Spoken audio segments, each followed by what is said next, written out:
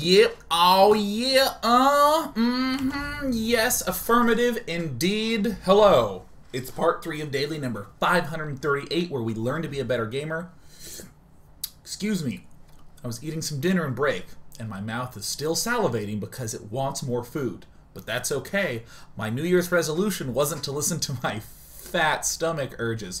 Pack your body with bread, Sean. God, I have such bread lust. The bread cravings are uncontrollable, but I'm resisting. I have a bowl of vegetables to my right. Peas and carrots, specifically.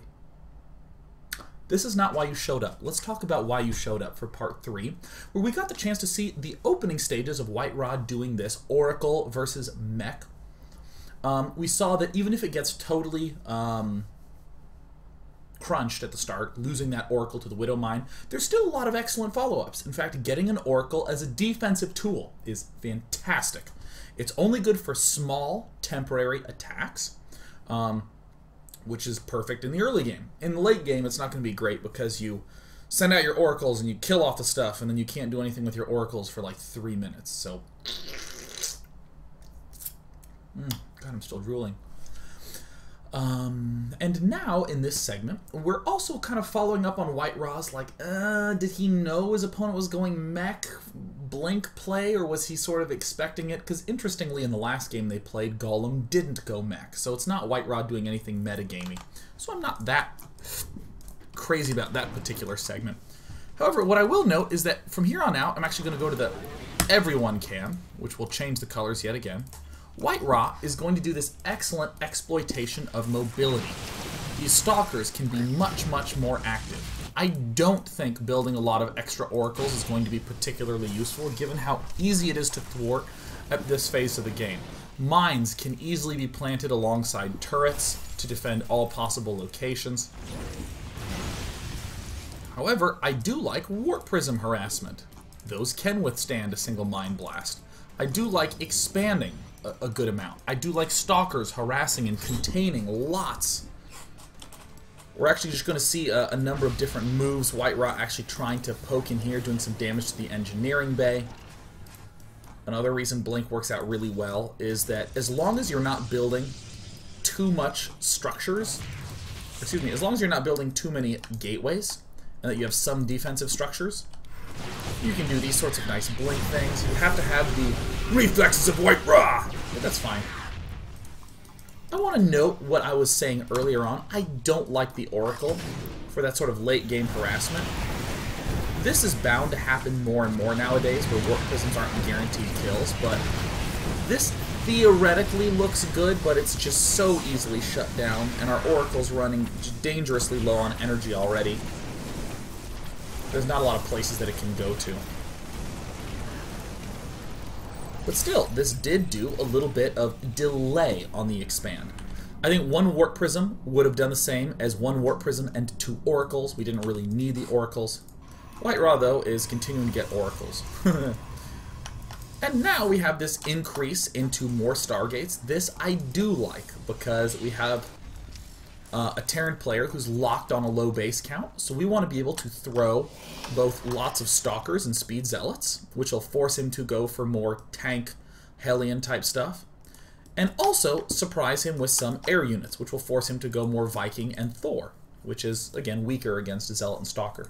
But the most important exploit of immobility is expanding, expanding, expanding, expanding here, there, and everywhere, in every which way, in all possible directions.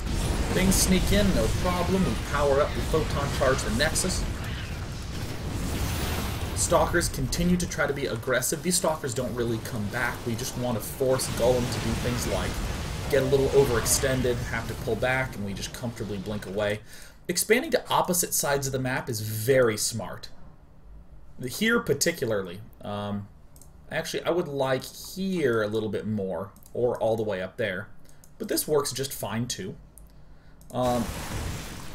If Golem goes to attack this side on the left, he's left his entire right flank vulnerable and open. White Rod is still trying to jam a bunch of units onto this backside. I think that the Void Ray could be something that works a little bit better when busting in this backside than the Oracle, but still I don't like it nearly as much as just building a nice solid army. Most of what White Raw's been hurling at the back has been at a loss. I'm going to speed things up just so that we can get to the final game I wanted to look at today. Smart anti-harassment positioning with units. Sacrificing of some probes because we want more supply. And I have no idea how Tempests work. I'll be honest. I have no idea. I have not seen them a lot against Terran. I have not used them a lot against Terran. I cannot say factual information about them a lot against Terran. However, I think that a low number of Tempests is fine. I'm of the opinion that a low number of Tempests is fine because Tempests, as I'm sure many of you know, have extremely long range. They have range 15.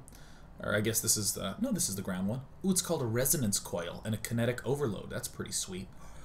But yeah, it has this resonance coil that has range 15, and as many of you also know, tanks have range 13. So that means that these bad boys outrange tanks. Very useful for chipping away at tank lines.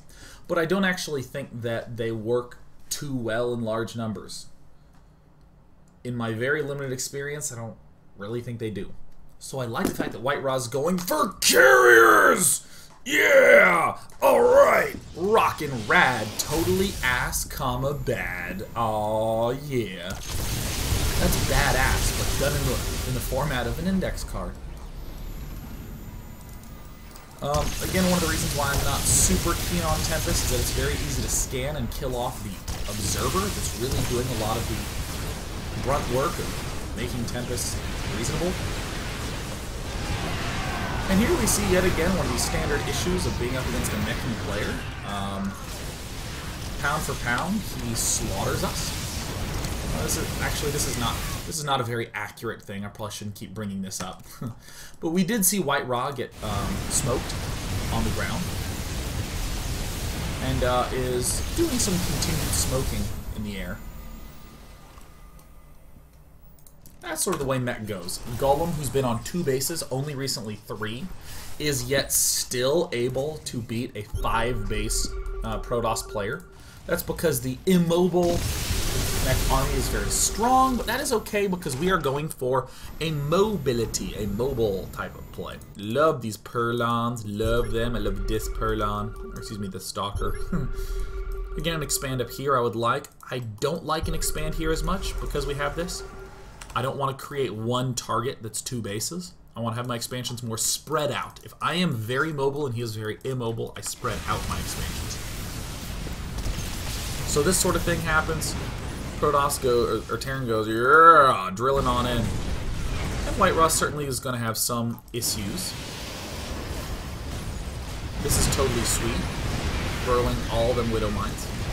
Even doing some carrier damage. But White Raw's going to be fine. White Raw's going to be oh so fine. Oh so A-okay. Look at all that damage. Because we have this expansion at the left. This is why we spread out our expansions if we are against an immobile player. This is a cool play from Golem, but I don't think cool is as strong as carriers.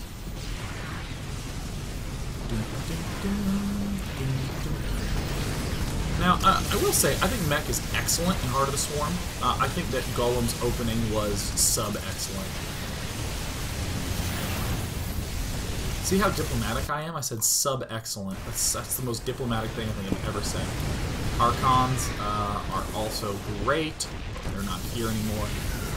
And he ends up winning. Great. Cool. Cool. With a single G. Now, what I want to do in this final game is I want to show something that I think is going to soon enough be the largest consideration for the Protoss vs. Terran matchup. Terran players near and far have been saying things like, "Ugh, you didn't give me a good new unit. Faster Reapers, the Widow Mine." They're saying that, and they're coughing afterwards. They're all sick, dying. But I will note that the Caduceus reactor, now doing an extra healing boost, is stupid good. Is stupid, stupid, stupid good. We're going to look at this game. Let's see. On Akalon Wastes. Yeah. This game looked unfair. From, like... Not unfair, because I know someone's going to be like, oh, quickly go to Reddit, Day9 calls thing unfair. Oh my god, headlines, New York Times writes, pro gamers and commentators find things unfair, in stark contrast to your average everyday American. I want to actually show you what Golem does from this point of view, and we're actually going to see how strong the early Caduceus reactor is. Again, for any of you unfamiliar with this, this is the upgrade that permits... the medevac to heal a lot faster. So I want to show you this. Golem opens up with a very fast tech lab. One might say, well, duh, this guy's going to be going Reaper. Nope, he's going to be going Factory right off. Okay, he is going Reaper. You're right. You're totally right. He's going Reaper. Forgive me. Following it right away with a Factory. Even going to be getting a quite early stim, which is somewhat unusual. Mine coming right off the bat. Not a terribly optimized build. In fact, I think a lot of people would correctly describe what they're seeing here as just freaking seemingly weak. It looks like we're going to be doing some sort of Widow Mine Marine push. What's White Rod doing? The same thing we've seen everywhere else. He's going for fast oracles off one base and taking a quick expand. No Mothership Core as of yet, but that'll be coming up soon.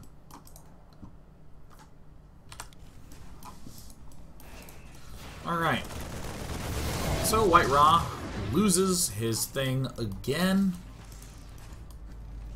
One thing I think also to note, if you go into Hellbat mode, you're a biological unit, and then medevacs can heal you. So that's pretty important. White Ra whiffs again.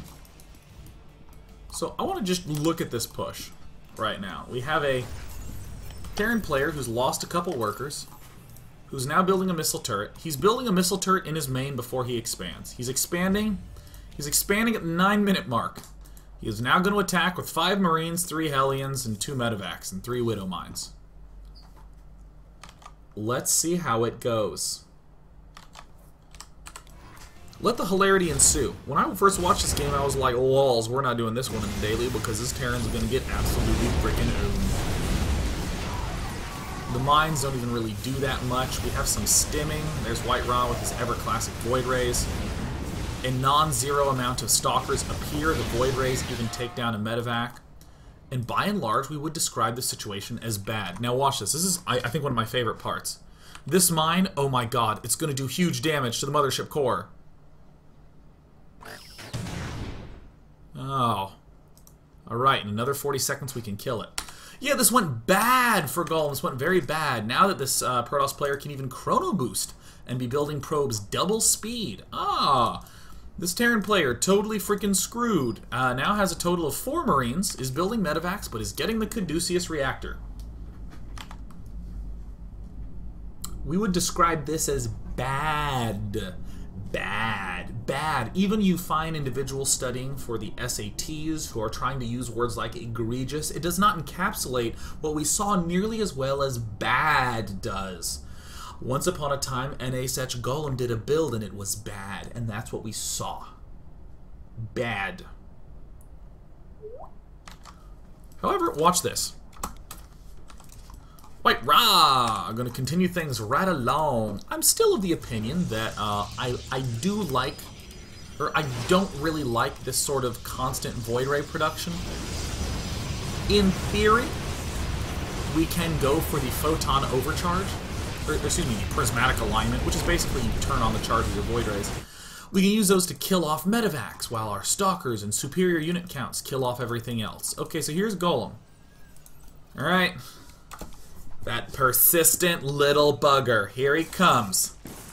In America, bugger is not a bad word. In most other places, it is a bad word. Okay.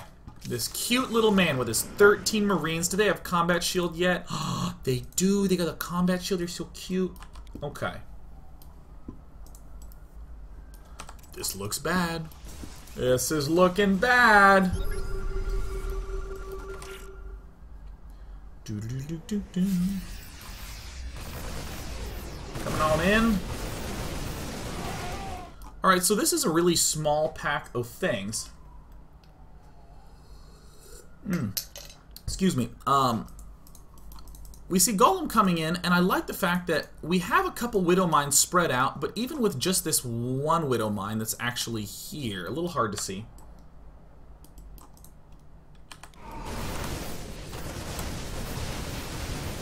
Does do a pretty considerable amount of damage, and with this small amount of Marines and one Hellion, White Ra's able to, or Golem's able to take out like everything.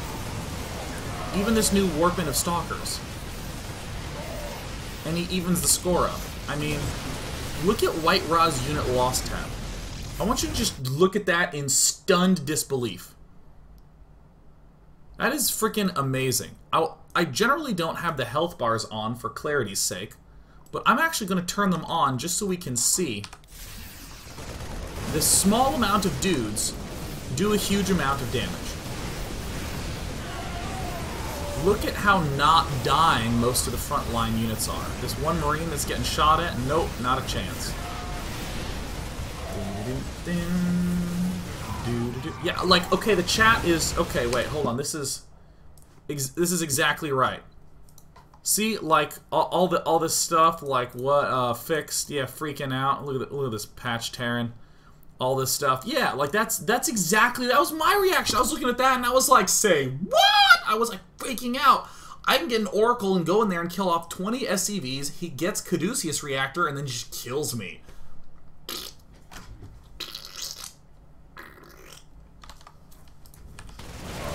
So here we go.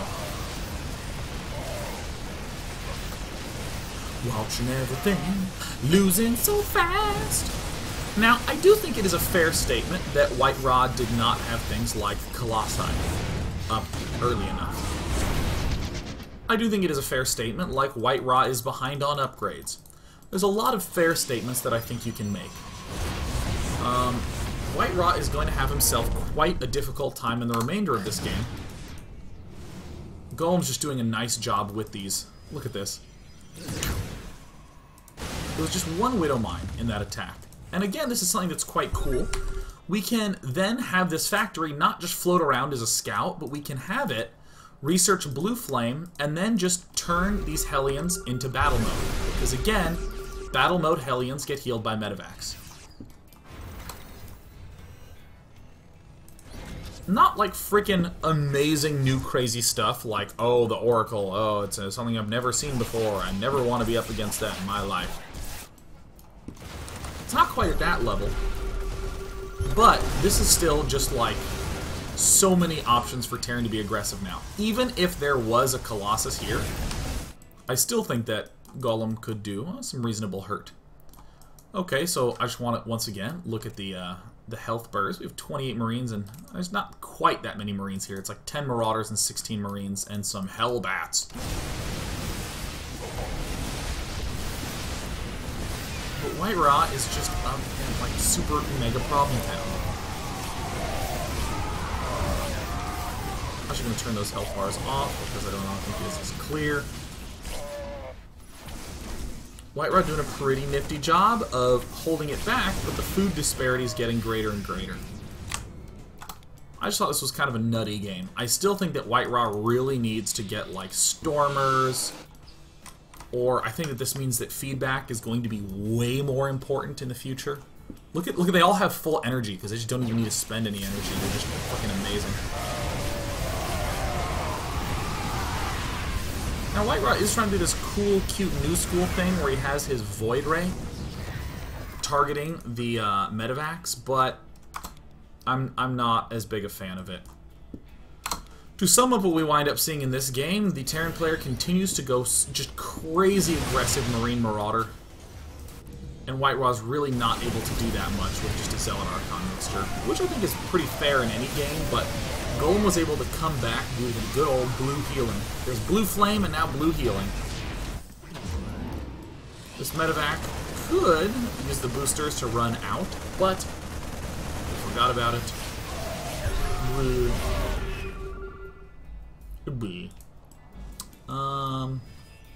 I don't think... Yeah, you know, let's just go ahead and take questions now. White Rod just gets owned in about a second. But what did we see in today's daily? We saw White Rod doing the same opening in 4 different circumstances, and we saw no perfect games. A lot of sort of good advantages that White Rod swung for himself. We also saw him pull himself out of some tough spots with some clever decisions. But the important thing is that we're seeing the interaction of the new Heart of the Swarm units and the new Heart of the Swarm situations, and how we are, and how do you say that? We're seeing how the new options that we have available in Heart of the Swarm can sometimes bring us down paths that are not optimal, that we need to be a little more careful, a little more reeled in. We're also seeing things like the build orders we select force us down certain paths. We're also seeing things that are just basic, like Protoss can expand more thanks to the Mothership Core. We see things like the Oracle is excellent at the counter responses, or dealing with counterattacks. Let's see. Let me refresh. People say Dear Day 9.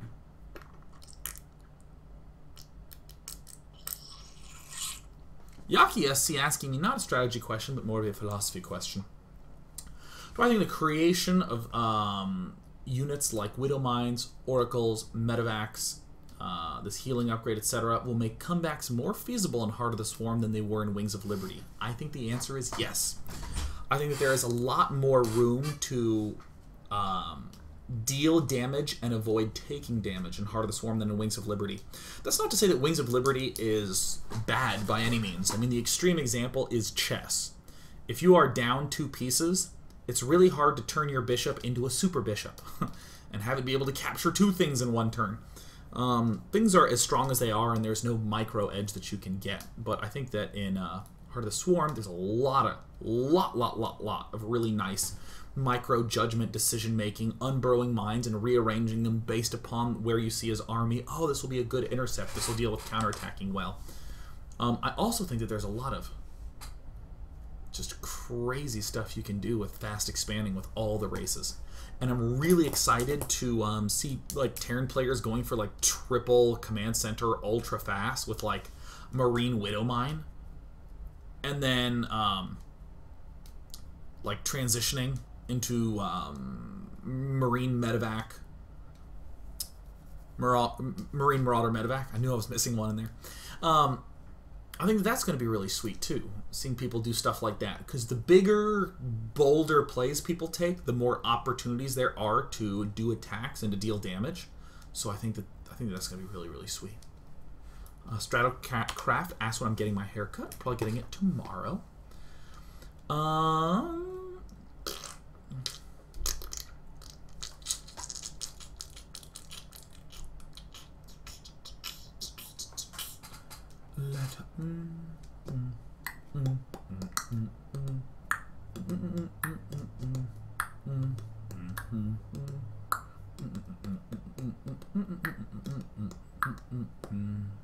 lot of people asking about what I think is gonna be changed. Gonna be changed.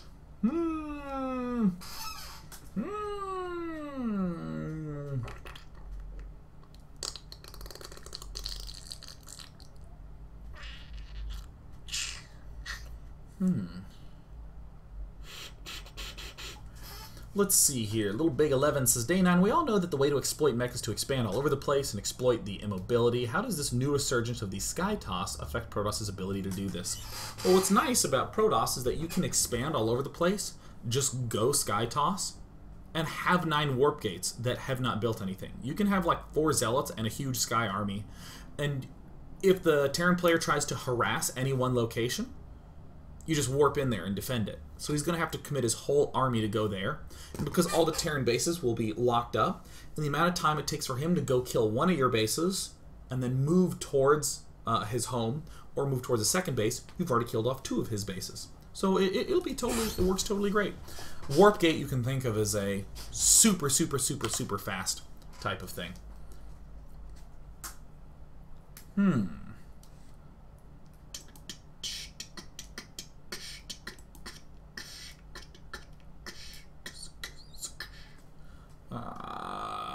Graves Grace, taking last question. Day 9. All types of 8-minute pushes by Terran are now strongly buffed all types of 8-minute pushes by Terran are now strongly buffed due to the medevac upgrade. It seems like 2-base all-ins in TVP would be kind of unbalanced. I want to talk a little bit about the 1-base pushes, like the 111 plus Caduceus Reactor. Good, that's hot. This is good. I will now answer with my hair in the form of aliens. That's good. I do need to get a haircut. Yeah. I don't think that it is as imbalanced as it might feel. Because in truth, you know, as a Protoss player, just going up against a Terran player, if you scout your opponent going for a Tech Lab starport rather than a reactor starport, you know he's going to have stronger medevacs, but fewer. And if he goes for reactor, he's going to have more medevacs, but weaker heal. So the reactor starport is what we already see in Wings of Liberty. Hitting you at the front, maybe lifting up and hitting at the back. If he goes for this fast heal, he has no real ability to do drops at the back. So if I'm Protoss, I'm not even worried, really, about having a bunch of units in the back because he's only going to have 1 medevac. That's it. That's all he's going to really have in his first push. Or if he wants to be all boss mode and be swift and get 2 really fast medevacs, then he's still doing a late 2 medevac push, which should be fine. You'll have plenty of time. I don't think it will affect that much. Against things like the 111, I think it will be sort of a different 111. I mean, 111s are just... Actually, I don't think they'll be... I think 111s will be a lot easier to hold off because you have the photon overcharge. No matter how fast he's healing, you can always just photon overcharge, and then that's going to be a hell of a nice thing to deal with when it comes to Banshees. Just be able to use range 13 shooting the Banshees. And you can stay by your Nexus, and he can't, like, siege up and shoot your Nexus because your Nexus has range equal to siege tank. I actually think Protosses are going to be fine! And with that, I'm going to go! Submit to me your Fun Day Monday games where you may only build Heart of the Swarm stuff. New Heart of the Swarm units, units that have special upgrades or features in Heart of the Swarm, such as the Medevac, or the Raven, or the Hydralisk. And you may also throw in 1 extra unit of your choosing from Wings of Liberty. Send those to Monday at day9.tv, and I'll see you next Monday for Fun Day Monday. And tomorrow we're going to be doing White Raw's Protoss vs. Protoss Heart of the Swarm stuff. And next week we're going to be looking at the Zerg players in Heart of the Swarm and seeing ZVZ, ZVT, and ZVP in HotS. HotS.